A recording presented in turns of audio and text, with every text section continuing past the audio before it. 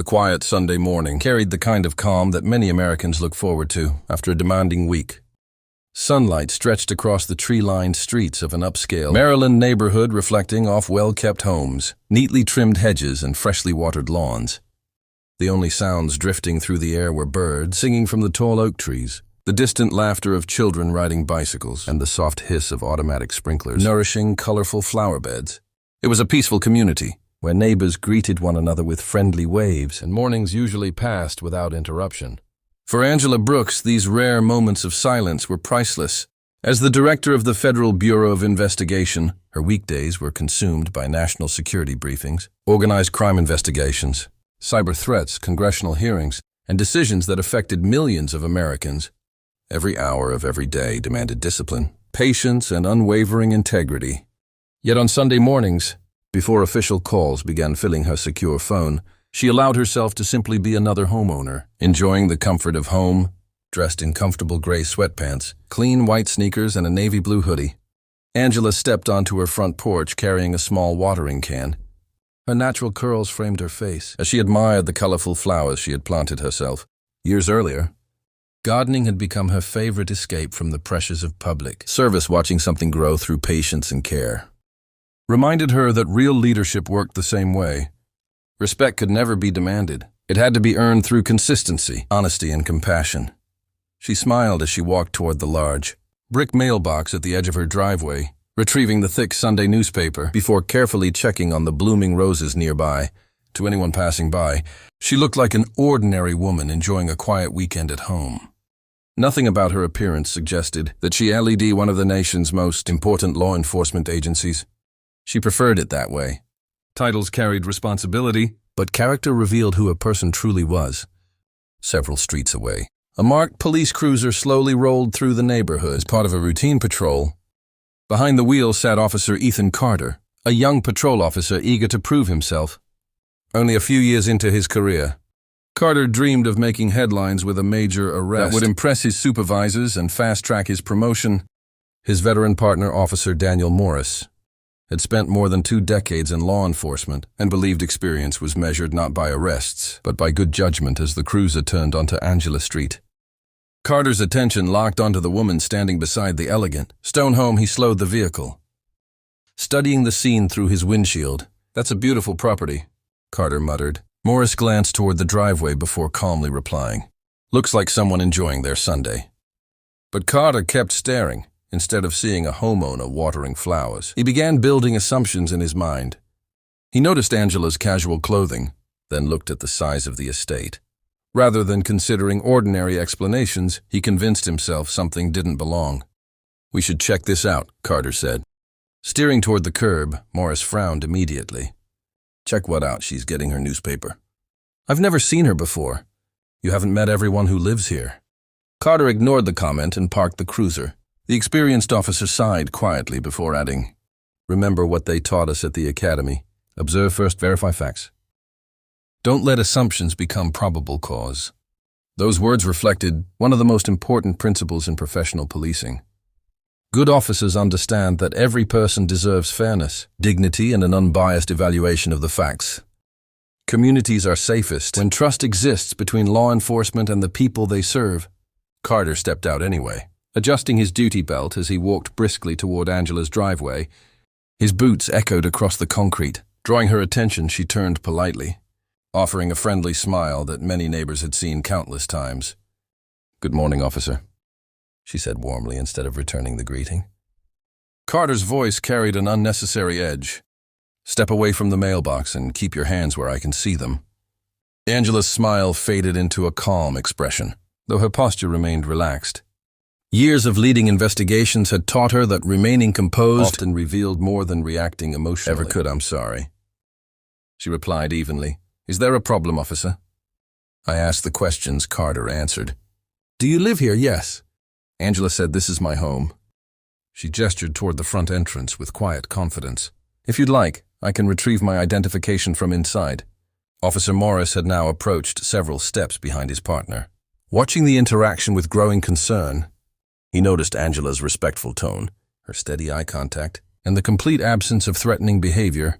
Everything about the encounter suggested cooperation. Rather than suspicion, Angela remained patient, believing that professionalism on both sides could still guide the conversation toward a respectful resolution. Officer Ethan Carter took a firm step forward before Angela could move toward the front door.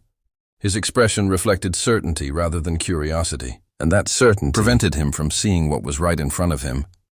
Good policing depends on observation, communication, and verification. But in that moment, impatience began replacing professional judgment. "I said you're not going anywhere," Carter said sharply. "Keep your hands where I can see them." Angela slowly lowered the newspaper onto the edge of the flower bed and raised her empty hands. Her voice remained steady. "Officer, I have fully cooperated with every instruction you've given. My identification is inside the house, if you allow me to retrieve it.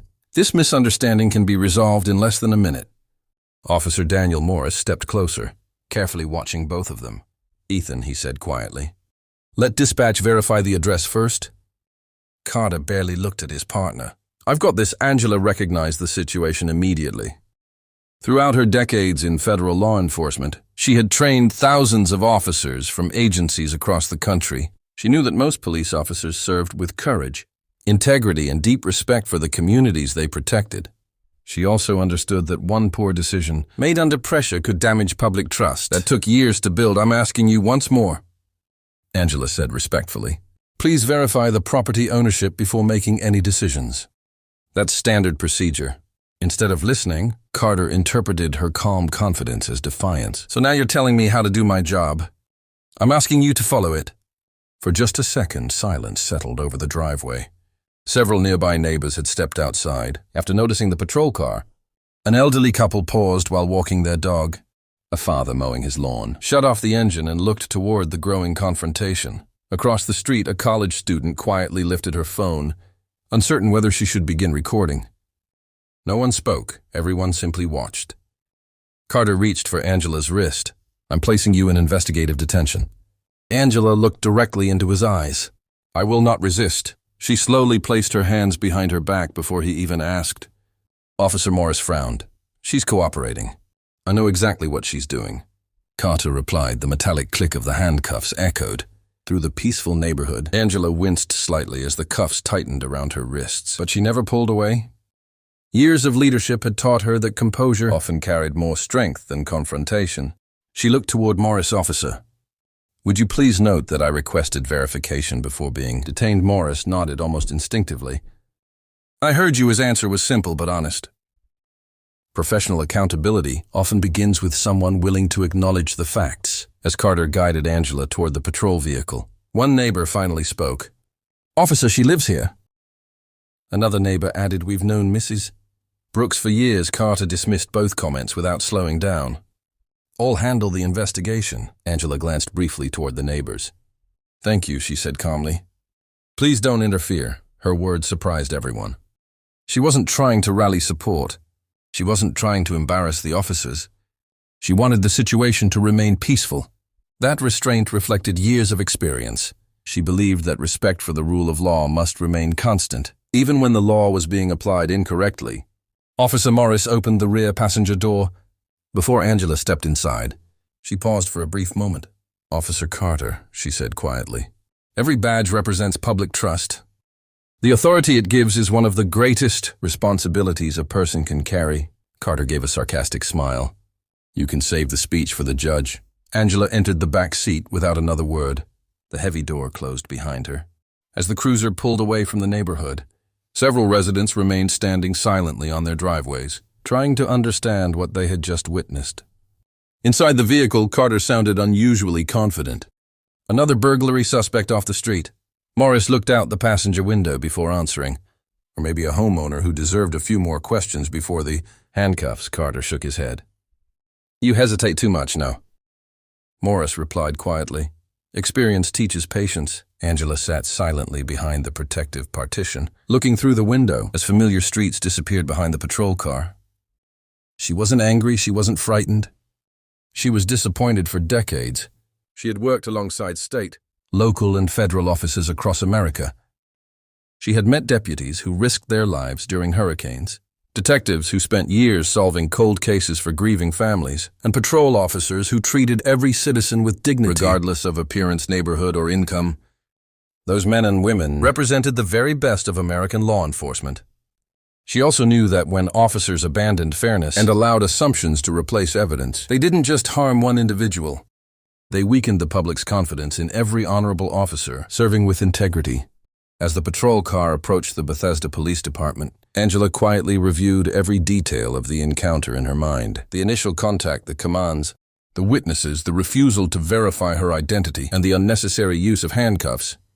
Years of investigative experience had taught her that facts, not emotions, would ultimately determine the truth. She remained composed, knowing that professionalism, accountability, and respect for the law would soon become far more important than anyone inside that patrol car. Yet realized Officer Ethan Carter escorted Angela Brooks through the rear entrance of the Bethesda Police Department with the confidence of someone convinced he had made the arrest that would define his career. Inside the station, the normal rhythm of a quiet Sunday continued. Officers completed paperwork, dispatchers answered routine calls, and the aroma of fresh coffee drifted through the booking area. No one realized that the next few minutes would become a lesson in professionalism, accountability, and the importance of never judging a person by appearance. Angela stood calmly before the booking desk, her hands still restrained. Her composure immediately caught the attention of the desk sergeant. Unlike most people brought into custody, she wasn't arguing, shouting, or making excuses.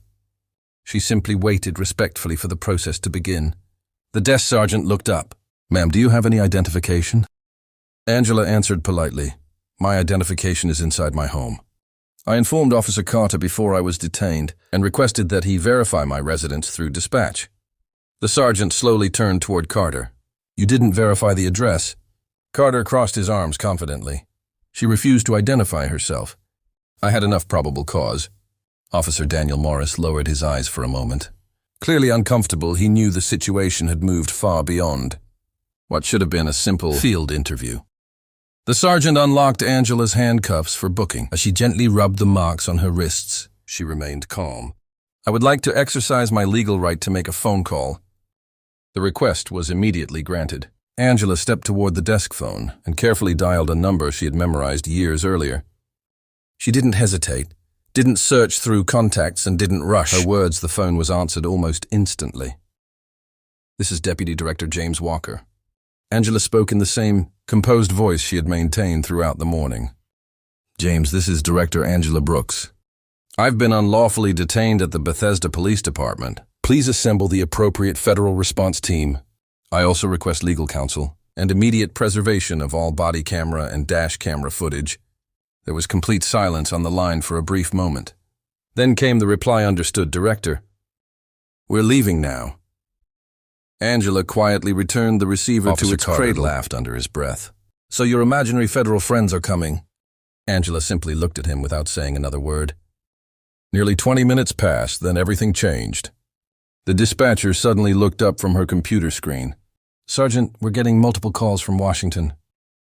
Another phone rang, then another. A supervisor answered one line before his expression immediately changed.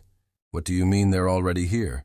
Outside the front windows, the sound of powerful engines echoed through the parking lot. Black SUVs began arriving, one after another. Uniformed FBI agents stepped out with remarkable discipline, followed by senior federal officials wearing dark business suits.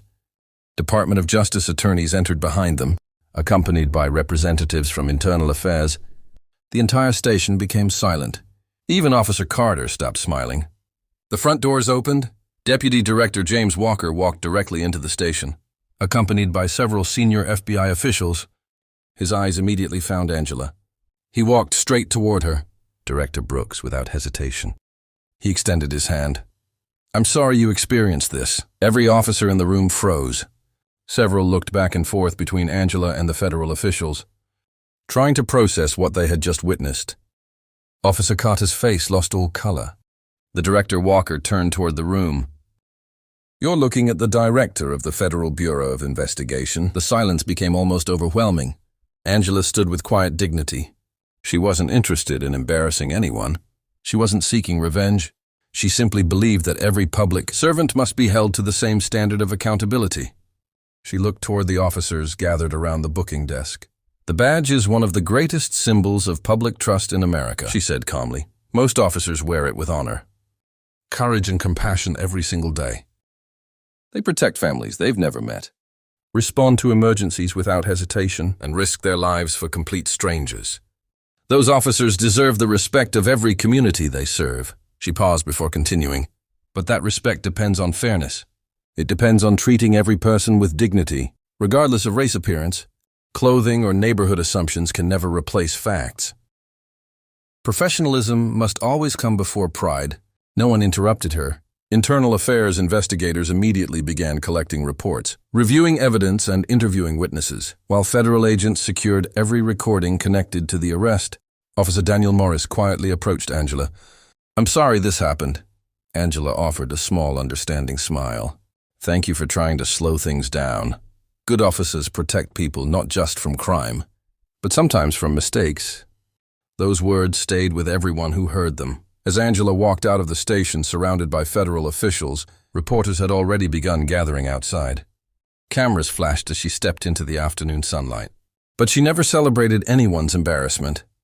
Her focus remained on protecting the integrity of law enforcement and strengthening the trust between officers and the communities they serve. Because true leadership is never about proving how powerful you are. It's about showing how responsibly you use that power. And true justice isn't measured by how quickly someone is arrested. It's measured by how carefully the truth is discovered.